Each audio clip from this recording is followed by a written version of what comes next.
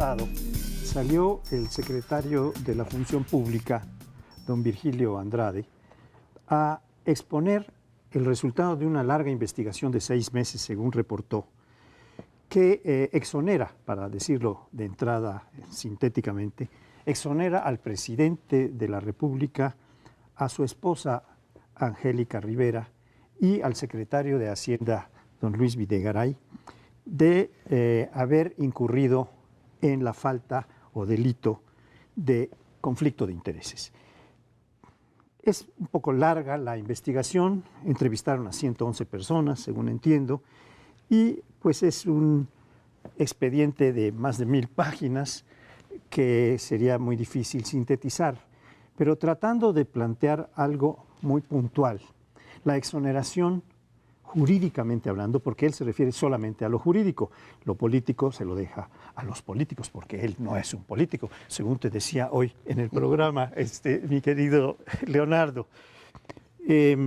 Jurídicamente dice que no hay conflicto de interés porque cuando se compraron estas casas, dando las fechas, tanto la de Videgaray como la de la señora Angélica Rivera, todavía no tenían sus puestos actuales de secretario de Hacienda, presidente de la República, y ellos, aún teniendo ya los puestos después, aunque el pacto se hubiera hecho antes, no tienen facultades legales para otorgar contratos al contratista que está inodado, digo yo, en términos penales. Inodado es el que está comprometido con algún delito en términos jurídicos.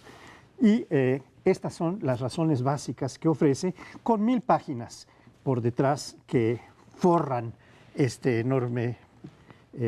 pero esto no se lo ha tragado la población. La población sigue diciendo que fue una mala decisión, que fue un conflicto de intereses, porque nadie se chupa el dedo en este país pensando que el presidente de la República no puede recomendar el otorgamiento de contratos. Y menos en un país en el cual hasta el parte meteorológico se emite diciendo por instrucciones del presidente de la República, les anunciamos que hoy habrá lluvias. ¿Qué hora es? ¿Qué hora es prácticamente? Sí, resulta increíble, yo creo que las 1000 páginas nos las podemos ahorrar prácticamente todos, porque de la versión gubernamental, cuando se hace público el escándalo de las 2 casas, a lo que dijo Virgilio Andrade el viernes, no hay absolutamente ningún elemento nuevo, simplemente se ratifica que conforme a la ley mexicana esto no procede. Y creo que el gobierno, retomando la expresión de un corresponsal de The Economist, no entiende que no entiende, es decir, no vio la dimensión de la crisis que tenía y no vio la posibilidad de utilizar efectivamente ese entorno negativo para cambiar. Dicen que una buena estrategia en la vida es ceder. Ceder te permite ganar credibilidad y hacer ciertas cosas. En este caso dijeron exactamente la misma versión, la prueba del secretario de la Función Pública, con lo cual ni le dan prestigio a la Secretaría, queda absolutamente, digamos, reventada en términos de opinión pública nacional, ni conceden absolutamente nada a la opinión pública internacional. Desde que el The Economist dijo eso, hasta un artículo del FT, del Financial Times, la semana pasada, comparando Brasil y México, dice, Brasil entiende que tiene un problema grave y está reaccionando a la altura del problema que tiene. La respuesta que México manda es: señores, tengo un problema, no voy a hacer absolutamente nada. Y repitieron, con esto termino, el argumento para mí falaz de que solamente son 33 contratos. Esa es de todas las expresiones la que me resulta peor, que es algo así como si un homicida dijera, yo solo he matado a 12 personas, hay 120 millones de mexicanos, por tanto no me pueden procesar. El número es absolutamente irrisorio. En suma, creo que pierde ante la opinión nacional e internacional una gran oportunidad de enmendar. Pierden y repiten el mismo error. Si esto lo hubiesen hecho hace 6 meses, hubieran dicho esto, que no hacía falta, como está claro, 6 meses, ni 111 entrevistas, ni 1000 fojas de investigación, lo hubieran dicho en ese momento. O sea, no tenían que habernos hecho perder 6 meses. No digo con la esperanza de que saliera algo, porque nadie teníamos esa esperanza. Además, me parece que teniendo un equipo jurídico tan importante, estando la Consejería Jurídica dentro de Los Pinos, se les podía haber ocurrido incluso, aunque no nos los tragáramos, algo un poquito más sofisticado, ¿sí?, que el vil engaño que nos hacen a la población. Y quiero decir 2 cosas. Muchos columnistas aparecen entre ayer y hoy diciendo que no existe la falta de conflicto de interés. Sí, sí existe. Está en la Ley de Responsabilidades de Servidores Públicos, es el artículo 8, para quien lo quiera revisar, y está relativamente bien precisado, relativamente. No está claro qué pena amerita, porque no es una de las 13 que están en el Código Penal de los actos de corrupción, pero sí está allí. Eso número uno. Y segundo, para cualquiera que se ponga, no digas a estudiar, a pensar un poquito, el conflicto de interés no tiene que actualizarse, o sea, no tiene que ocurrir. Hay conflicto de interés cuando un funcionario público, ¿sí?, se va a ver en la ocasión de tener que decidir ciertas cosas y se puede presumir que las va a decidir en un sentido porque tiene un interés personal de él o de su familia. ¿Qué quiero decir con esto? Y lo voy a ejemplificar con una cosa de la Cámara de Diputados. Hoy en día, uno de los integrantes, presidente entonces de la Cámara de la Comisión de Transporte, es a la vez dueño y consejero de empresas transportistas. Eso se llama aquí y en cualquier lugar conflicto de interés. Probablemente el señor, lo que es más, no probablemente, el señor no tuvo que decidir nada en ese sentido, pero no tenía que haber sido integrante de la Comisión de Transporte porque podía incurrir. Lo mismo ha pasado en la Suprema Corte cuando se tienen que separar del caso que tienen que juzgar. Entonces, sí ocurre. Entonces, ¿qué nos revela esto de este dictamen del secretario Virgilio Andrade? Uno, sí, que la ley está mal precisada, pero dos, pues la poca vergüenza que tenemos en México para poder tratar los problemas de corrupción y los problemas de conflicto de interés. Eso es lo que me refleja, no nada más la debilidad de la ley y de las instituciones. Disiento cuando dices que la poca vergüenza que tenemos. Ese tenemos no nos debe de incluir a nosotros. Es un plural excesivo. Sí, que se tienen en algunos puntos. Alguien, un editorialista, ahorita se me va el nombre, en el Universal, dijo, bueno, pues buscaron donde sabían de antemano que no iban a encontrar nada. Ahí está resumido todo. Se usa una ley que se sabe que no va a dar ningún resultado porque la ley solamente prevé dos momentos. Uno, que el funcionario federal, nada más funcionario federal, intervenga y se beneficie. La ley sí dice exactamente cómo es. El párrafo que, la familia que lo define está bien hecho, es un párrafito pequeño. O que ordene de instrucciones de que el contratista, con quien se firma el contrato, se beneficie de manera indebida. No hay nada, eso lo sabíamos desde el primer día. La Casa Blanca se hizo el contrato en febrero de 2012, cuando Peña Nieto era un ciudadano como nosotros. Nada más que era el ciudadano candidato del partido que ya las encuestas decían que tenía enormes posibilidades de ganar, pero eso no entra. ¿Y venía a ser gobernador? Ese es el otro punto. La otra es que se le pregunta a 111 funcionarios, a algunos se les preguntó verbalmente, a otras por escrito. Oiga, ¿a usted alguna vez alguien le sugirió que beneficiara a usted al contratista? Y ellos dijeron no. Ah, bueno, entonces ya está. Ellos dijeron que no, los otros no eran funcionarios cuando se hizo este contrato, entonces ¿de qué le buscan? Pero 6 meses para hacer esto es realmente absurdo. Otro puntillo. El viernes el presidente se disculpa. ¿Para qué? ¿Pero para qué se disculpa? Si no hay nada, no hay ningún delito, entonces es una disculpa muy extraña. Es decirnos, ciudadanos mexicanos, les pido disculpas porque no cometí ningún delito. En esta circunstancia, quienes deberíamos de disculparnos somos nosotros, los comentaristas que verbalmente o por escrito en algún momento tomamos el tema de la Casa Blanca como un tema de importancia y que era un indicador de un conflicto de intereses. Ya nos dijo el señor Andrade, no tenían ninguna posibilidad de hacer realidad su sospecha. Entonces, implícitamente somos nosotros los que debemos de pedirle disculpas al presidente por se nos pasó por la mente la existencia de esta situación en un país en que su historia pues nos permite decir que los funcionarios no cometen estos delitos. Y la otra parte, el documento de Andrade no trata todos los contratos de IGA, algunos de los más importantes no los averiguó y desde luego no averiguó el momento en que se hizo la relación, que es la gubernatura en el Estado de México, un estado en donde tenemos al personaje que dijo que un político pobre es un pobre político. Bien, yo quisiera regresar para puntualizar un poco más hacia el Estado de México y su gobernador, que le entregó, en su administración se entregaron a IGA una serie de contratos importantes, no tan importantes como los que le va a entregar la Administración Pública Federal cuando don Enrique Peña Nieto es presidente.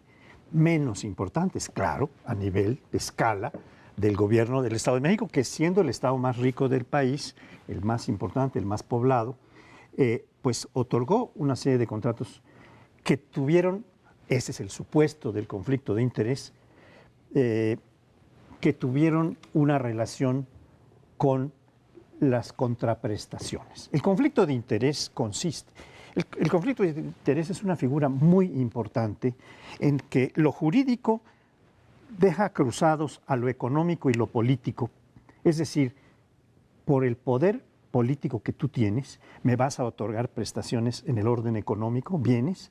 Es lo que está siempre detrás de los conflictos de interés, que se utiliza el poder que se tiene, las capacidades, las funciones, las atribuciones que el político tiene ya como gobernante para otorgar privilegiadamente a una persona algún tipo de prestación, por eso se llama privilegio, ¿no? Privilegiadamente.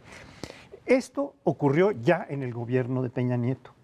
El señor Videgaray era además el jefe de las finanzas del Estado de México. Después fue el jefe de campaña del presidente Peña Nieto. Todo esto se fraguó durante la casa de Videgaray antes. Y jefe de la transición. Era el jefe de la transición. Sí, pero bueno, digamos que esos temas no fueron tomados en nada por don Virgilio Andrade. Tal vez porque dice, a mí lo que me corresponde es lo federal, no lo estatal. Eso dijo. También lo dijo. Sí, digo, por eso supongo que lo dice. Jurídicamente se está deslindando, como si los conflictos de interés pudieran no ser federales, que lo son, solo están en la ley que mencionaba María Amparo, en la ley de servidores públicos, que es federal. A mí lo que me resulta increíble desde un punto de vista práctico y político es porque ciertamente si la credibilidad en las leyes, en la función pública es tan baja y tienes encuestas, yo entiendo que los presidentes no tienen por qué gobernar basándose en encuestas, ya hemos visto que no siempre da buenos resultados, pero hay ciertos elementos hay ciertos momentos en los cuales es ineludible palpar la sensibilidad de la opinión pública. ¿Y se acuerdan los porcentajes de compatriotas que decían que la casa del presidente y la casa de Videgaray habían sido compradas indebidamente? El 80%. Recuerdo que Buendía me explicaba, que es un gran experto en estos temas, cuando el Tribunal de la Opinión Pública en un 80% te dice que tú hiciste algo indebido, tienes un problema muy serio en tu vida. Y no intentaron ni con el pétalo de una hoja de decir, oye, vamos a tratar de una foja.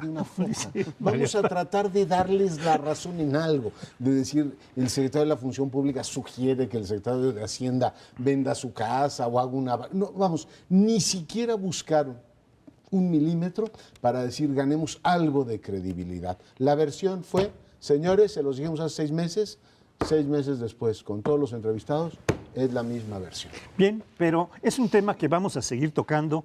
Se nos ha acabado el tiempo de este bloque. Volvemos con otro muy interesante en un par de minutos.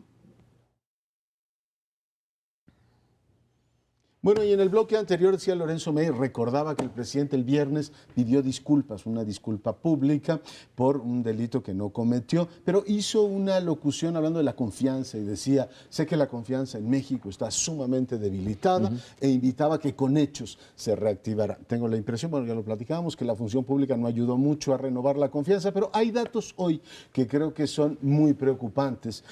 Una encuesta que publica Ulises Beltrán en Excelsior, en donde pues literalmente todo, primero analiza la economía. La mayor parte de los mexicanos, 90%, está inconforme y no le ha ido bien en este periodo, en este último año. Y cuando se analizan los distintos campos de acción gubernamental, salvo la construcción de puentes y carreteras, en donde hay un acuerdo superior a la mitad, el resto de las cuestiones que tienen que ver con la acción gubernamental, hablo desde educación pública, hablo de servicios de salud, hasta política, lo que ustedes puedan imaginar, están reprobados. Y hay desde los que tienen una reprobación en torno al 50 y tantos %, es decir, casi 6 de cada 10 mexicanos, hasta los sonoramente reprobados. ¿Y cuáles son los dos temas en los que sale más sonoramente reprobado este gobierno? Economía, control de precios, o sea, digamos, la canasta económica, y por el otro lado el combate a la corrupción. Está peor incluso que los temas de seguridad pública. Por tanto, si uno ve ciertamente el catálogo de materias de acción gubernamental, la aprobación gubernamental es bajísima y en consecuencia la confianza en que este equipo gubernamental puede sacar adelante este país, de acuerdo con los números que hoy publica Ulises Beltrán, es preocupantemente baja. Muy baja. Adelante. Las damas primero, por favor. Gracias, caballero. Decías tú, Leonardo, que Virgilio poco ayudó, el informe de Virgilio, pues poco ayudó a la confianza. Poco se ayuda también el presidente Peña Nieto a sí mismo. Corresponde, hasta donde yo sé, corresponde únicamente al titular del Ejecutivo, ¿sí? Mantener, remover y nombrar libremente, salvo al procurador, libremente a su equipo. Uno no se explica todavía. Yo entiendo que Enrique Peña Nieto no iba a ofrecer la renuncia, ¿sí? Ni ameritaba tampoco ofrecer la renuncia presidencial, el asunto de la Casa Blanca. Pero lo que sí podía hacer era cambiar parte de su equipo gobernante y utilizarlo como en cualquier sistema presidencial, utilizar a sus ministros, a sus secretarios de despacho, como se llaman aquí, ofrecerlos, porque ellos son los que incurrieron, ellos sí son los que firmaron los contratos. ¿De qué estamos hablando? Se acusa a Luis Videgaray, se acusa al secretario de Comunicaciones y Transportes, se han acusado a otros funcionarios. Vamos a suponer que no los juzguen. Ahí sí hay que decir, en México, en el mejor de los casos, podemos esperar una sanción política, no una sanción, digamos, penal, ¿no? Legal. Nada más se les quita, se les separa del cargo, no como en Guatemala, que ya vimos que están juzgando. Está en la cárcel ya la vicepresidenta y el presidente Otto Pérez está así de ser removido del cargo y se fueron junto con ella el secretario de Educación Pública, el secretario de Economía y el encargado del SAT. Bueno, aquí ni siquiera, y esto es cárcel, ¿no? Aquí ni siquiera hay una sanción política. Entonces, poco se ayuda el presidente a recuperar esa confianza y hay que acordarnos que es muy difícil que haya gobernabilidad de un país si no hay confianza en sus autoridades. El discurso de Peña Nieto no es creíble si no va acompañado de acciones. Y las acciones no son pasar una ley secundaria. Las acciones son mostrar voluntad para acabar con la impunidad. Y hablando de números, hay otros números bastante interesantes. No es encuesta, tiene sus problemas, pero la revista semanal del Reforma saca algo en relación a los diputados que van a ocupar sus curules dentro de muy poco. Ahí tenemos otra parte del gobierno. La encuesta a la que tú te referías, Leonardo, está relacionada con el gobierno federal, con las autoridades centrales, ejecutivas. Aquí vamos al legislativo. Tampoco hay mucho de dónde cortar.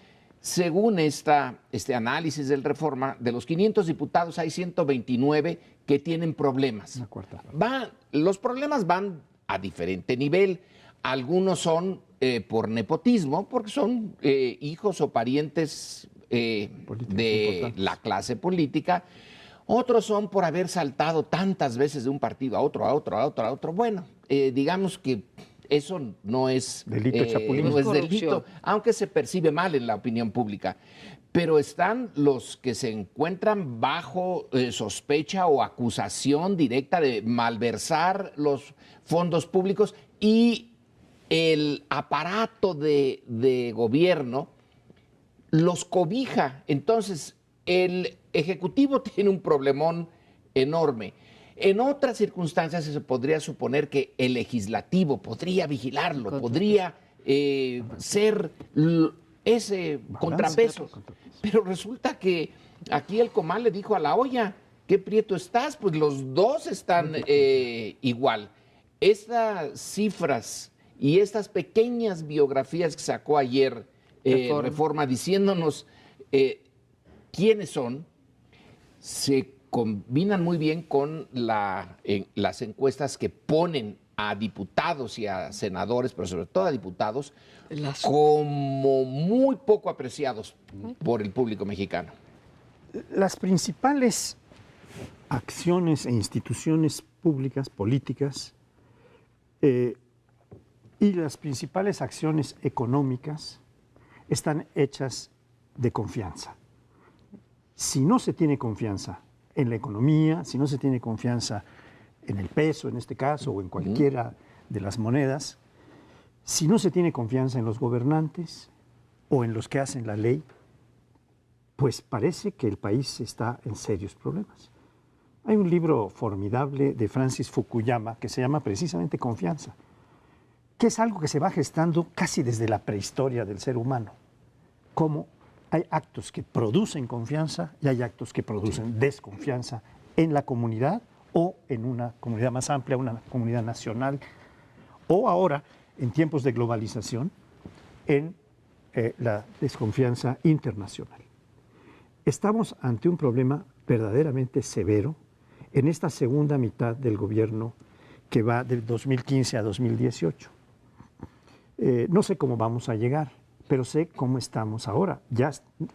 Tampoco sé si ya tocamos el piso, si ya tocamos fondo, como se dice en lo coloquial, porque todavía hay tantas cosas que se pueden dar, tanta corrupción que puede aparecer, y tanta información sobre las relaciones que tienen los que cometen estos actos y que están coludidos.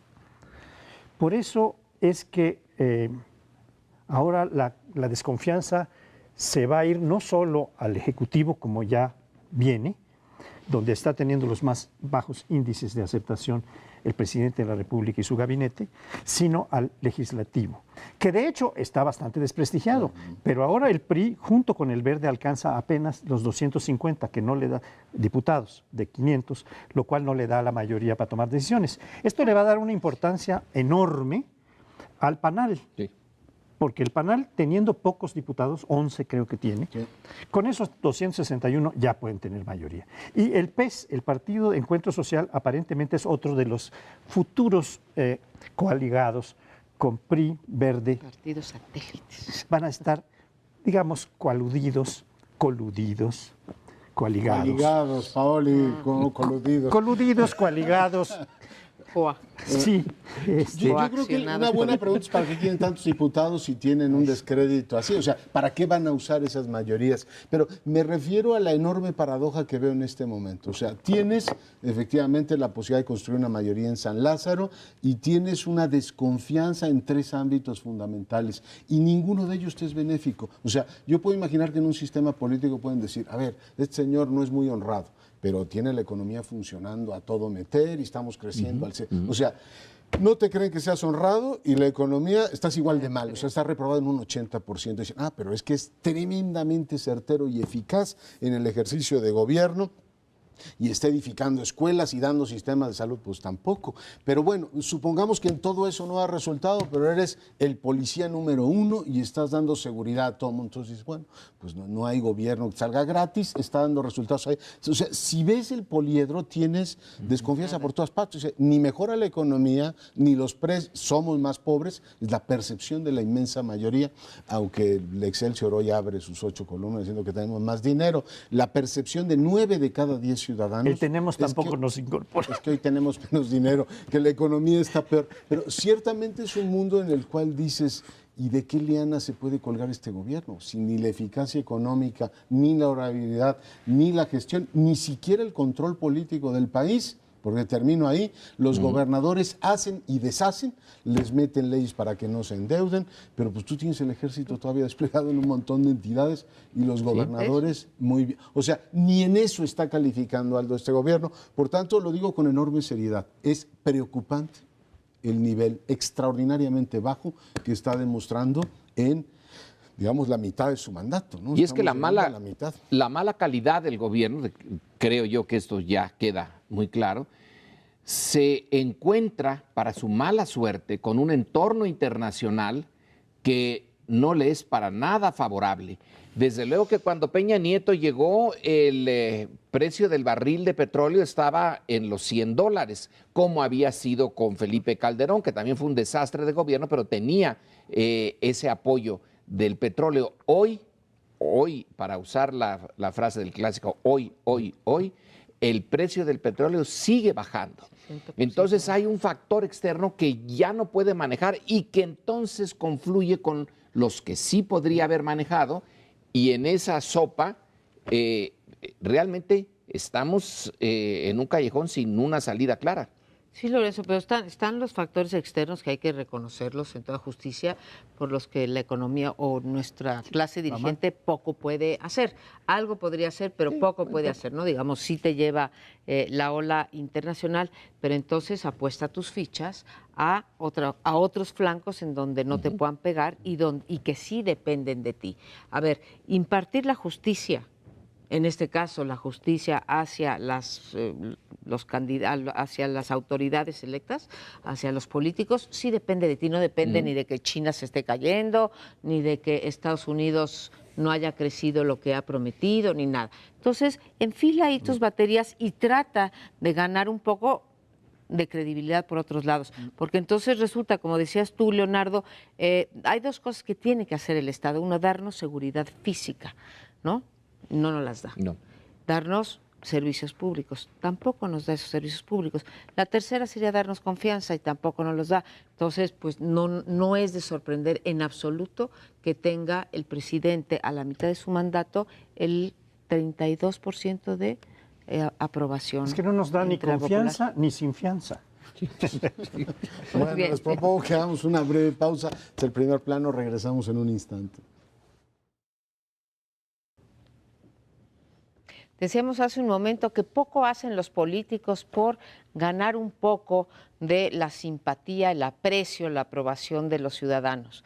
Bueno, no solamente hacen poco, sino hacen cosas que van precisamente para abonar a mayor desconfianza, mayor desprestigio, y es el caso de lo que están haciendo muchos gobernadores, 6 ahora con el de Puebla, que están pasando en sus congresos. Normalmente son congresos no necesariamente mayoritarios, pero digamos congresos locales que están de acuerdo con su propio gobernador, la mayoría de ellos en estos casos priistas, pero también se cuelan algunos de coalición que involucran al PAN e incluso al PRD, y que están pasando leyes muy restrictivas con respecto a los candidatos independientes. Por eso titulábamos este bloque que el miedo no anda en burro. Se quedaron realmente muy tocados los partidos, por una parte con las encuestas, en el sentido de que no los apreciamos, pero también con los resultados electorales de un estado como el de Nuevo León, que es uno de los estados más importantes por su padrón electoral, sobre todo por su Producto Interno Bruto, en donde gana un, voy a decirlo así con comillas, independiente. Quiero decir abiertamente que no soy fan de los independientes, ni pienso que sean revolucionarios, ni que vayan a salvarnos de los partidos. En los independientes como en los partidos habrá gente honesta, gente capaz de gobernar con honestidad, con ética y con eficacia, y habrá otros que no son, eso no está en función de pertenecer a un partido, pero creo que sí hay que salvaguardarles sus derechos. Y ahora el gobernador de Puebla, el señor Moreno Valle, discurre que hay que meter una ley muy restrictiva en donde se les piden más de 120,000 firmas en 20 días para 3%, o sea, más que el nacional, para poder tener registro, donde se les pide que se hayan ido de sus partidos 3 años antes y donde se pide que esas firmas, estas 120,000, estén en 60%, en 66% de los municipios. La iniciativa era mucho peor, ¿eh? Pedían el 75% de los municipios y pedían las firmas en 10 días. Esa fue la gran concesión que hizo el Congreso. Quieren frenar esto porque saben que el desplome de los partidos políticos no lo detiene ni Dios Padre. Dices que algunos gobernadores y que sus congresos no necesariamente los dominan el partido del gobernador, pero es que en esto están metidos todos los partidos. Aquí es una defensa de la partidocracia.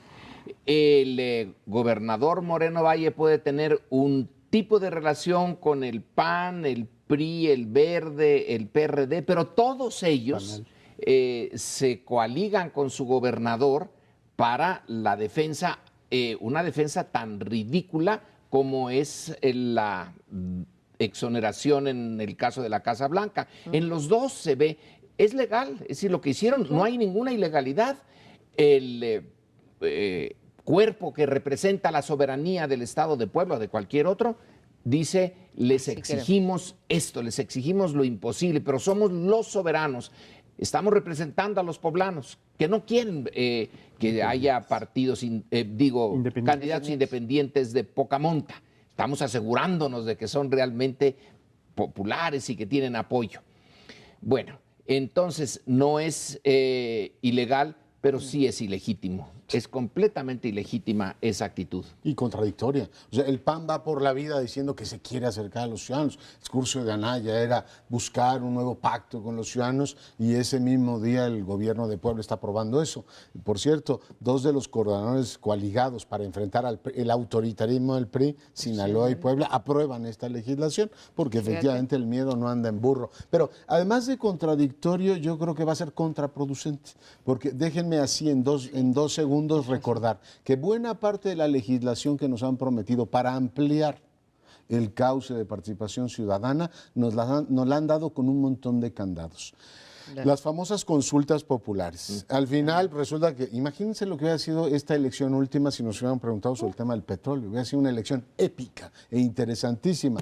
Pusieron tantas restricciones que al final lo único que nos preguntan es si queremos café o queremos té. Es lo único que te pueden preguntar, con lo cual las consultas fueron al demonio. La reelección inmediata le metieron un montón de candados para decir, sí, pero que no se salga del partido y tenemos el control. Y en este caso, la rendija que se había abierto, ya la están cerrando nuevamente. O sea que lo que claramente nos están diciendo es, si del voto nulo salió toda esta agenda de ampliar espacios ciudadanos, ahora el mensaje es, señores, lo que se estaba abriendo, lo vamos a cerrar. Yo creo que vale la pena ver este fenómeno que hemos constatado en 2015, después de las elecciones en 17 entidades, y en toda la República por lo que se refiere a los diputados, en los 300 distritos electorales, el número de aspirantes a ser candidatos a distintos niveles, a diputados, a gobernadores, hubo 3, nada más ganó 1, el de Nuevo León, pero en Campeche y en Michoacán hubo candidato a gobernador reconocido. Hubo, en fin, en suma, 200 y pico de, y los otros son los alcaldes. Alcaldes y delegados o jefes delegacionales en el Distrito Federal. De los 200 y pico que se manifestaron como aspirantes, en la Cámara fueron 122 que se fueron recortando, ganaron solo 40 y tantos. Uno de ellos a la gubernatura, como ya se dijo. Otro llegó a diputado federal, el hijo del Maquío. Cloutier. Y hubo a varios alcaldes importantes. Nada más 3 ganaron. pero importantes. Sí. Y algunos diputados locales, como este de Kumamoto, de Jalisco, que me parece de lo más interesante, porque parece el más puro de los candidatos independientes. Pero por otro lado hay un fenómeno de independencia, entre comillas, que se está manifestando a través de algún partido, como Movimiento Ciudadano. Movimiento Ciudadano es un partido muy pragmático, que fue escogiendo del PAN o egresados del PAN, del PRI, del PRD, de todos lados, ¿no? Como dijo aquel que se confesaba, oh, padre, me gusta con las meninas, con los meninos, con los militares, con los civiles. Es un mal chiste. Pero le gustaba todo, dejaba entrar a todo. Está Manuel Espino, sí, están gentes de izquierda, de derecha y de extremo centro.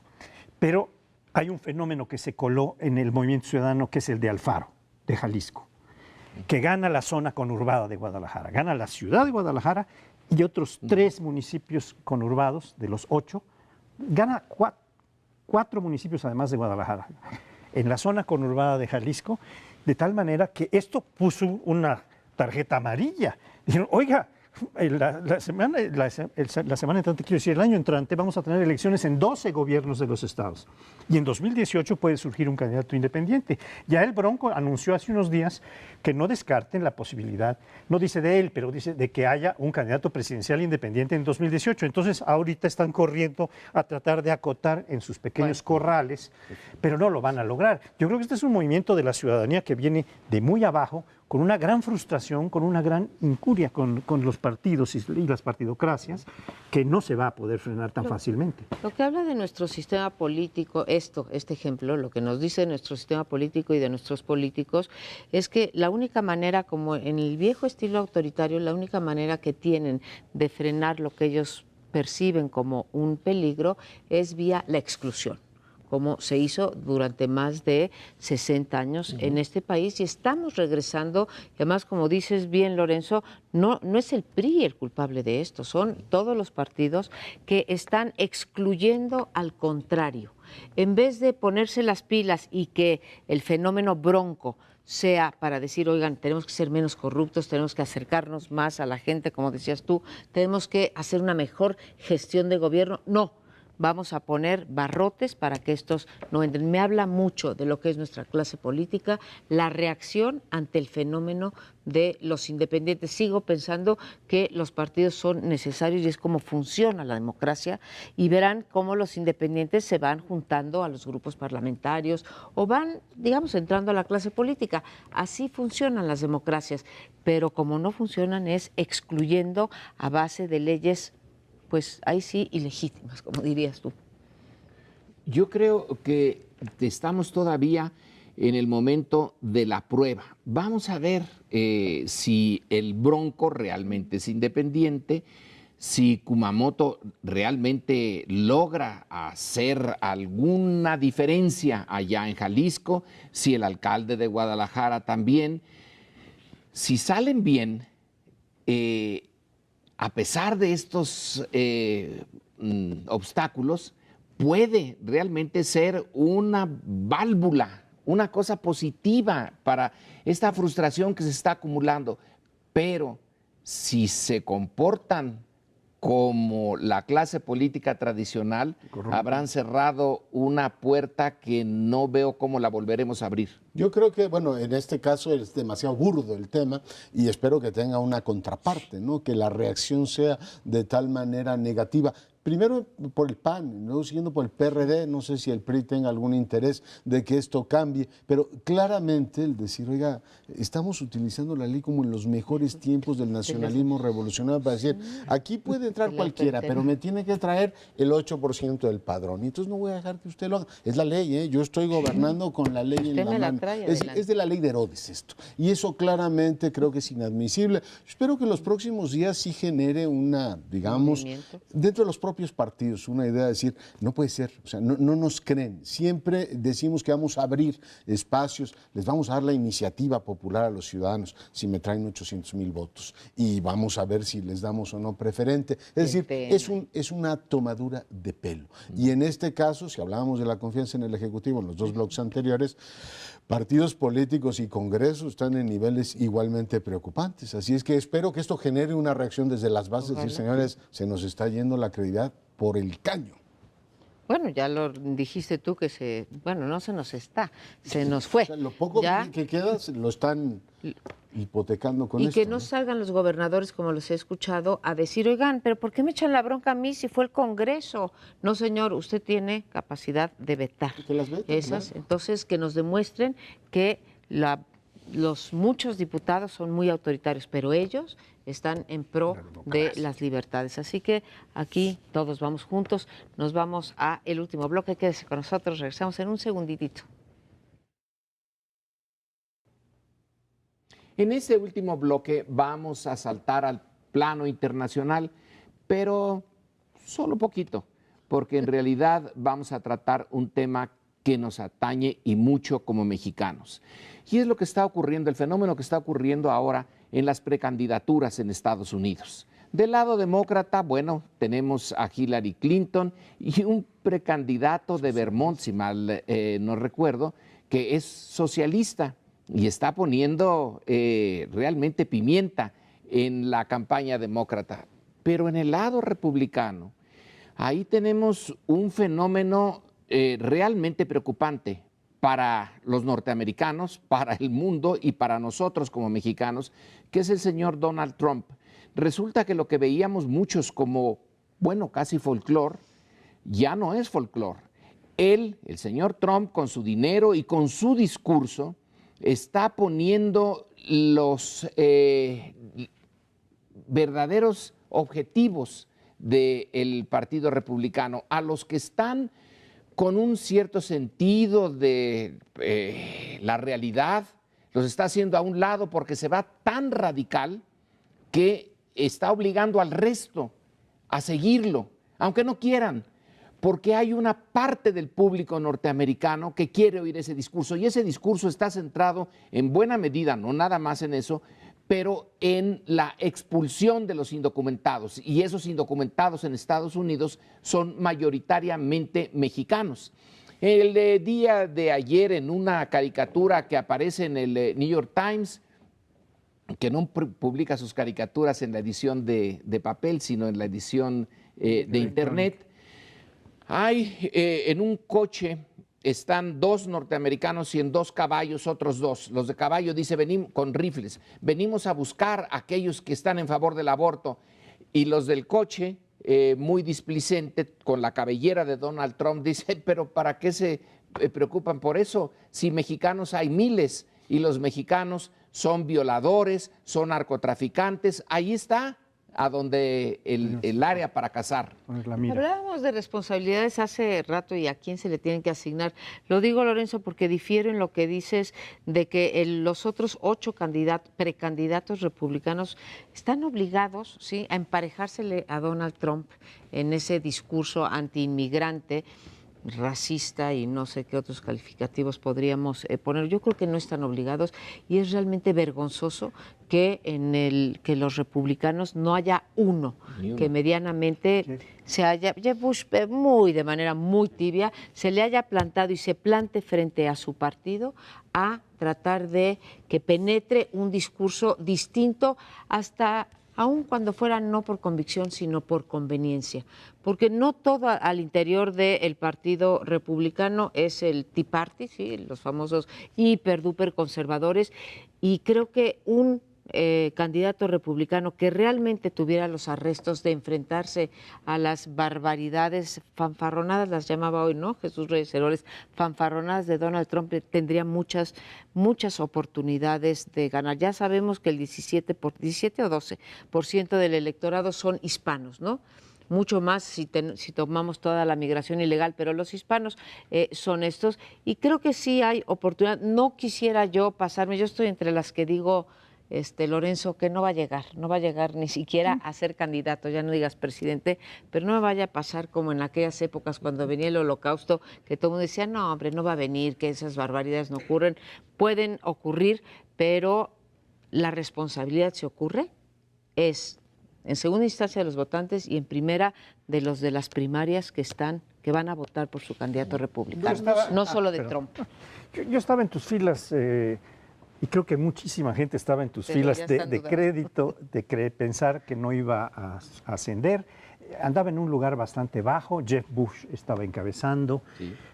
Y luego hubo 27 o no sé cuántos candidatos que se inscribieron, de tal manera que uno decía, bueno, pues que diga sus barbaridades como un político de carpa, como de hacer chistes, pero fue creciendo y fue revelando lo que a mi juicio es lo más importante, este núcleo que podría estar en los decenas de millones de estadounidenses, ciudadanos estadounidenses, que piensan como él, o que están de acuerdo con las barbaridades que él dice, independientemente de que con algunas sí y con otras no, pero en general dice, este es el tipo de discurso, este es el tipo de presidente que necesitamos, qué bueno que lo digan, y de algún modo hace impacto en el país entero, hace impacto hasta en los demócratas, porque se tienen que ir con más cuidado si quieren algunos votos de esas decenas de millones que están en esa perspectiva.